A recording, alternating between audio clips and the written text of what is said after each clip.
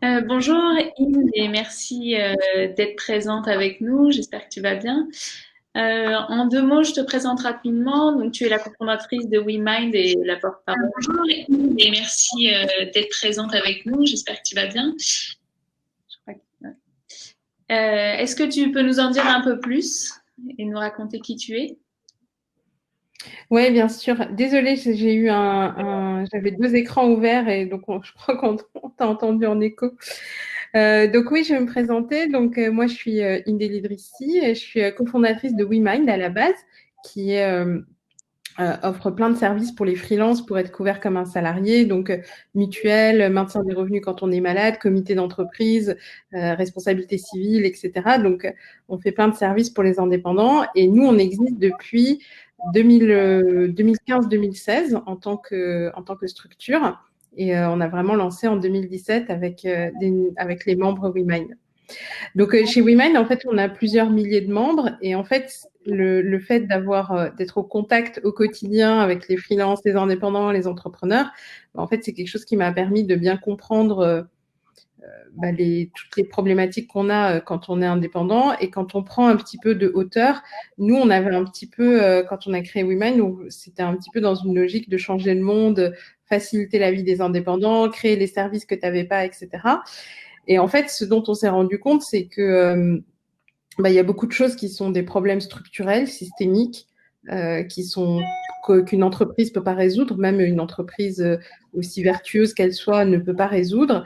Et donc c'est pour ça que depuis quelques mois, enfin c'était juste avant la crise du Covid, j'ai cofondé un syndicat qui s'appelle Indépendant.co pour que, au niveau des pouvoirs publics, on ait un petit peu une prise de conscience qu'il y a des nouveaux indépendants qui existent, qu'il faut en tenir compte, qu'on est de plus en plus nombreux et qu'il faut revoir complètement la situation des indépendants en France pour que ça puisse devenir un choix de vie normal et respecté. D'accord. Donc, voilà un petit peu mon parcours. Super, merci beaucoup. Est-ce que, en termes de chiffres, tu peux nous dire un peu combien d'indépendants vous accompagnez déjà aujourd'hui? Chez WeMind, Oui, alors chez WeMind, aujourd'hui, on a une communauté de 40 000 indépendants. d'accord. Et puis, mais du coup, on existe depuis quelques années. Et chez Indépendant.co, aujourd'hui, c'est entre 6 000 et 7 000 D'accord. au niveau des freelances, au niveau du syndicat. Super, merci beaucoup.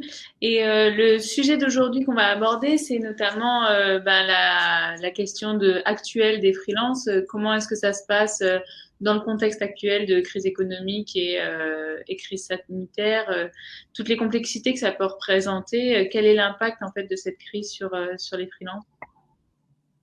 Alors en fait, quand tu as une crise économique comme on a pu avoir là, qui s'est déroulée et qui est encore en cours, hein, ce qui se passe, c'est que, en gros, en tant qu'individu, toi, en tant qu'individu, tu n'es pas responsable de la crise. En fait, en soi, personne n'est vraiment responsable dans la population. Autant, par exemple, on dit souvent qu'un indépendant, c'est quelqu'un qui doit être responsable, qui doit se prendre en main, etc., qui doit être un entrepreneur. Mais quand tu as une crise économique, c'est pas ta faute à toi en tant que freelance qui est une crise économique. Et donc, en fait, ce qui se passe, c'est que le jour où tu vois, on était tous devant notre télé. Tu as le président de la République qui annonce le confinement. C'était mi-mars, tu vois. Et donc, il annonce le confinement. Et donc là, c'est une genre de cataclysme économique, en fait. C'est pas seulement un problème sanitaire, c'est un cataclysme économique. Et donc, tout de suite après, la semaine d'après, le gouvernement annonce que les entreprises pourront mettre les salariés en chômage partiel. Et donc, ça veut dire que les gens ne vont pas travailler, mais qu'ils vont quand même toucher 85% de leur salaire dans la limite de 4 500 € par mois. Alors, du coup, tout le monde dit que c'est très bien, effectivement. Les salariés, ce n'est pas de leur faute ce qui est en train de se passer. Et donc, en soi, c'est une très bonne chose. Par contre, pour tous les indépendants, les freelances, les entrepreneurs, en fait, c'est le silence radio parce que au début, il n'y avait vraiment rien du tout. Enfin, ils disaient que les indépendants, il n'y avait pas besoin de les aider parce que, bon, voilà, tu es indépendant, tu te débrouilles tout seul. Et donc là, en fait, il y a eu vraiment une mobilisation très importante à laquelle moi j'ai participé avec Indépendant.co. On a fait une pétition qui a été beaucoup partagée pour dire au gouvernement, faites quelque chose pour les indépendants. Et donc toute cette mobilisation, elle a abouti à ce que le gouvernement se dise, eh ben, on va pouvoir donner jusqu'à 1 500 € pour les indépendants en difficulté. Et donc ça a été fait à partir du mois de mars. Et en fait, cette aide-là, c'est une aide qui est avec une énorme différence quand même avec les salariés, parce que les salariés, c'est 85% de tes revenus que tu touches, alors qu'en tant qu'indépendant, quel que soit ton chiffre d'affaires, bah, de toute façon, c'est plafonné à 1 500 euros. Et là où c'est intéressant de regarder les choses de façon systémique, ce qui est mon travail à moi en fait, c'est comment aujourd'hui on finance le chômage partiel pour les salariés, comment on finance le fonds de solidarité des indépendants. Ben, en fait, la source de financement, c'est exactement la même, parce que beaucoup de gens pensent que les salariés, ils ont des meilleures aides dans la crise parce qu'ils cotisent, ce qui est faux. Et que les indépendants, ils n'ont pas d'aide parce qu'ils cotisent pas. Et donc ça, c'est faux aussi, parce qu'en fait, en réalité, aujourd'hui en France, tout le monde cotise, notamment au niveau des impôts et de la CSG, et que tout l'argent du gouvernement qui vient aider les salariés, qui vient aider les indépendants, c'est de l'argent qui vient de nos impôts ou qui vient de la dette de l'État. Donc en fait, en tant que citoyen, on est tous solidaires de cet argent-là. Mais par contre, il y a une différence de traitement, c'est-à-dire qu'un indépendant, on lui donne 1 500 euros, mais pas tout le temps, pas tous les mois, alors que les salariés, ben, ils sont aidés systématiquement avec des sommes qui sont beaucoup plus importantes. Et donc ça permet vraiment, et c'est ça qui a fait un petit peu qu'on a pas mal de gens qui ont rejoint le syndicat, parce qu'en fait, tu te rends compte de la différence de traitement entre les salariés et les indépendants, qui est une différence de traitement qui est pas qui n'a pas de justification. Tu peux pas dire que c'est une histoire de cotisation, parce que dans les impôts, tout le monde cotise à égalité. Il n'y a pas de différence. Et le chômage partiel, c'est financé par les impôts. Et on répondra ensuite aux questions qui ont été posées par les participants. Mais si tu avais un conseil ou plusieurs conseils à donner aujourd'hui aux freelances, ce seraient lesquels? Bah, aujourd'hui, je pense on a tous besoin de faire évoluer son activité. Enfin, je veux dire, quand on est le nerf de la guerre, quand on est freelance, je rejoins un petit peu ce que disait Thomas dans la conférence juste avant, qui était passionnante, parce que effectivement, il faut se fixer des objectifs, décider de ce qu'on veut faire, se faire accompagner, éventuellement se former si c'est nécessaire, rejoindre des groupes. Enfin voilà, là je rejoins vraiment tout ce que dit Thomas est tout à fait juste.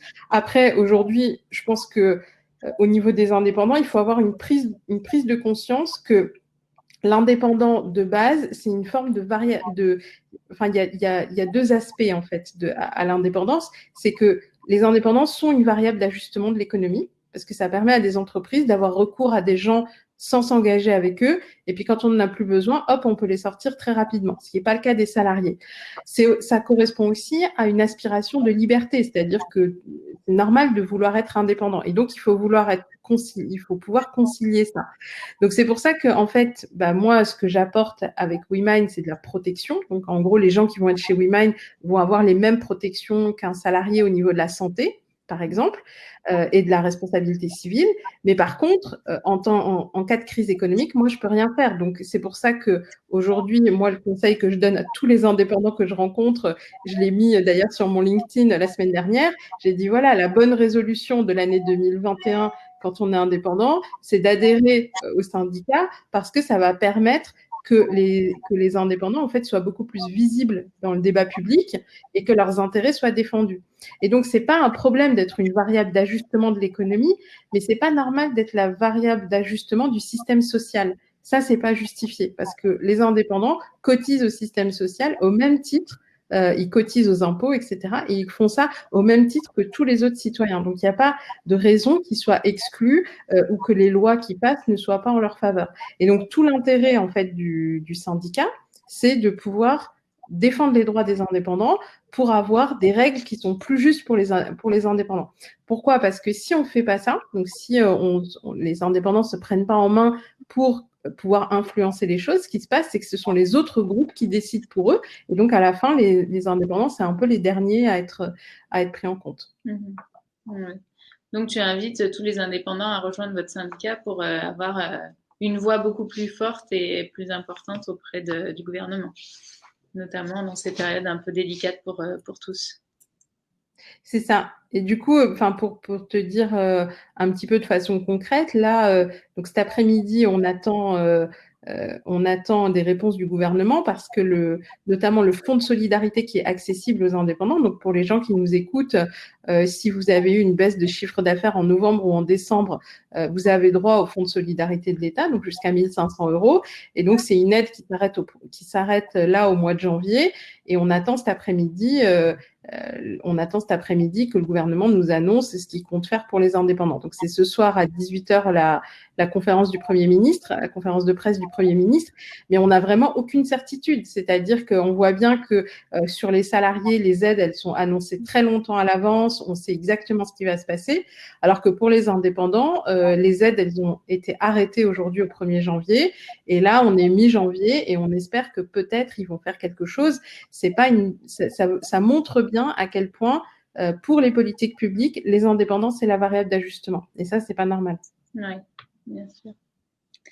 Oui, ça fait beaucoup de choses à défendre et c'est super d'avoir un syndicat qui se crée pour justement soutenir ces causes. Il y a Raji Arai qui a posé une question et qui te demande si tu œuvres avec d'autres organisations et notamment par exemple la FNAE.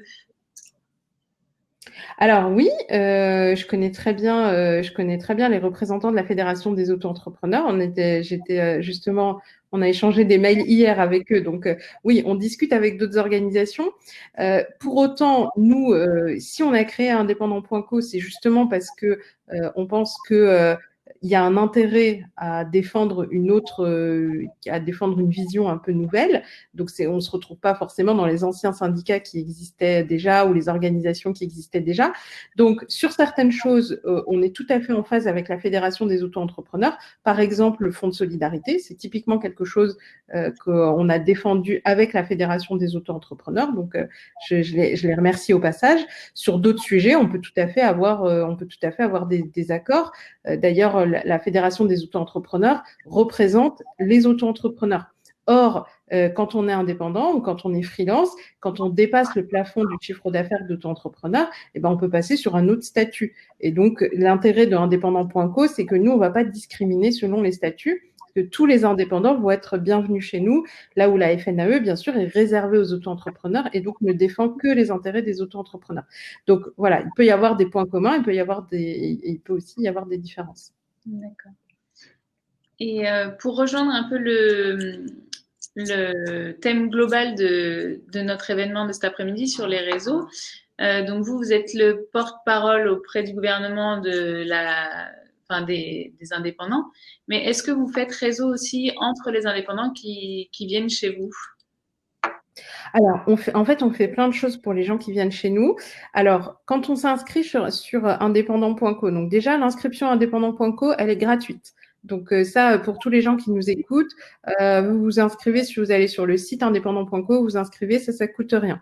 Ensuite, deuxième chose qui est gratuite, on a un groupe Facebook d'entraide avec tous les indépendants qui veulent en faire partie. Donc, on est, je crois que sur nos 6000 membres, il doit y en avoir 4000 qui sont sur notre groupe Facebook. Donc, on peut échanger au quotidien et s'entraider. Et comme ça, quand il y en a un, vraiment, des fois, c'est on va avoir, par exemple, une personne qui a fait une demande d'aide qui a été refusée, on va avoir des partages d'expérience et du coup, c'est les informations, en tout cas les informations techniques, pratiques, on est vraiment sur du pratico-pratique, ça va être partagé dans le groupe Facebook et puis on va poster des informations très régulièrement parce que ça permet d'avoir les dernières infos et d'être bien à jour. Ensuite, on a créé encore autre chose qui est une hotline avec des bénévoles, donc ce sont vraiment des indépendants comme tout le monde, qui prennent 2-3 heures par semaine pour aider des personnes en difficulté. Donc, si en gros, un indépendant, n'importe qui, tu connais un indépendant qui est en difficulté, c'est pas forcément un freelance, ça peut être un restaurateur, ça peut être un artisan, un commerçant, peu importe, il peut avoir recours à notre hotline et à nos bénévoles qui, eux, connaissent tous les droits des indépendants. Et du coup, qui connaissent la maison des artistes, qui connaissent le système de l'auto-entrepreneur, des différents éléments, et donc ils vont pouvoir orienter la personne. Et puis nous, ça nous permet aussi d'avoir des informations. Et ça, c'est aussi gratuit. C'est-à-dire qu'on ne fait pas payer ce service-là parce que notamment les gens qui font appel à la hotline sont parfois en grande difficulté financière et n'ont de toute façon pas les moyens de payer. Et on ne veut pas que ce service soit payant, d'autant plus que on a des bénévoles qui ont accepté de faire ce travail-là gratuitement, de renseigner les personnes en difficulté. Donc, en fait, nous, on fait déjà tous ces services-là. Et après, on a encore un autre niveau d'adhérents. Donc, ce sont les adhérents qui, eux, cotisent. Et donc là, les adhérents qui cotisent, bah, eux, ils ont le droit de participer à des événements en plus. Ils financent, du coup, c'est grâce à eux que le syndicat peut effectivement défendre les droits de tout le monde. Et donc, eux, ils ont des droits particuliers parce que ce sont vraiment des adhérents au syndicat. Mais je veux dire ça pour toutes les personnes qui nous écoutent, qui n'ont pas forcément de moyens financiers. On fait déjà beaucoup de choses gratuitement entre la mise en réseau, l'entraide, la hotline. Et puis, évidemment, ceux qui vont faire vraiment bouger les choses, c'est ceux qui vont adhérer financièrement au syndicat. D'accord. Eh ben, merci beaucoup pour toutes ces réponses. Et il y a une nouvelle question. Est-ce que WeMind peut répondre aux besoins des indépendants ultramarins, partant pour échanger et créer des liens à La Réunion? Ah, alors, malheureusement, non. Alors, pas sur WeMind, mais sur indépendant.co, oui. C'est-à-dire que WeMind ne fonctionne que en France métropolitaine. Par contre, indépendant.co fonctionne également dans les dom-toms. Donc voilà, Raji, tu n'as plus qu'à prendre contact avec Inde et vous pourrez faire en sorte que indépendant.co aille jusqu'à La Réunion dans les prochains jours. Ce serait une belle aventure. Merci beaucoup pour ton intervention, Inde. Je ne sais pas si tu avais envie de rajouter quelque chose au sujet de WeMind. On a beaucoup parlé de indépendant.co et de votre postulat vis-à-vis des indépendants face au gouvernement et à la situation actuelle, mais peut-être que tu avais envie de nous parler un peu plus de WeMind. Bah, ce que je peux dire sur WeMind, c'est que c'est un peu les mêmes valeurs qu'indépendant.co, c'est-à-dire que WeMind, du coup, c'est pas une mutuelle dont on est client. Déjà, on peut pas être client chez WeMind parce qu'on est forcément membre. Et en fait, quand on est chez WeMind, on a conçu en fait tout le service a été conçu pour que ce soit du haut de gamme, c'est-à-dire que c'est très facile de créer des offres qui sont low cost, qui coûtent vraiment pas cher et qui vont pas couvrir en fait finalement. Donc en gros nous ce qu'on fait chez WeMind, c'est on fait quelque chose qui est vraiment haut de gamme, de bonne qualité, avec le prix le plus bas possible et la qualité de service derrière, et l'accès à toute notre communauté aussi, puisqu'on a une communauté qui s'entraide aussi chez WeMind, et donc c'est ce qui permet d'avoir quelque chose qui est vraiment qualitatif. Et après, l'autre dimension de WeMind, c'est que on est une entreprise à mission, une entreprise engagée. Et donc, par exemple, pour tous nos adhérents, peut-être que dans les gens qui nous écoutent, il y en a qui sont déjà adhérents à WeMind, et ben, on prélève quelques centimes sur la cotisation. Et ces quelques centimes sont reversés à des causes. Et une des causes qu'on défend, alors cette année, on a eu 2 causes qu'on a défendues. Donc, la première, c'est indépendant.co. Le syndicat, donc justement pour pouvoir aider les droits des indépendants.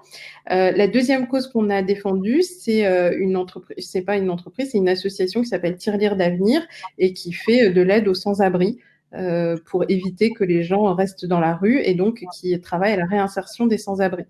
Donc voilà, on travaille sur différents sujets. Donc il y a à la fois donc chez WeMind évidemment les couvertures assurantielles, la mutuelle et tout qui sont très bien, et il y a aussi cette dimension qui est engagée pour que il y ait des choses qui bougent dans d'autres endroits que directement dans sa mutuelle.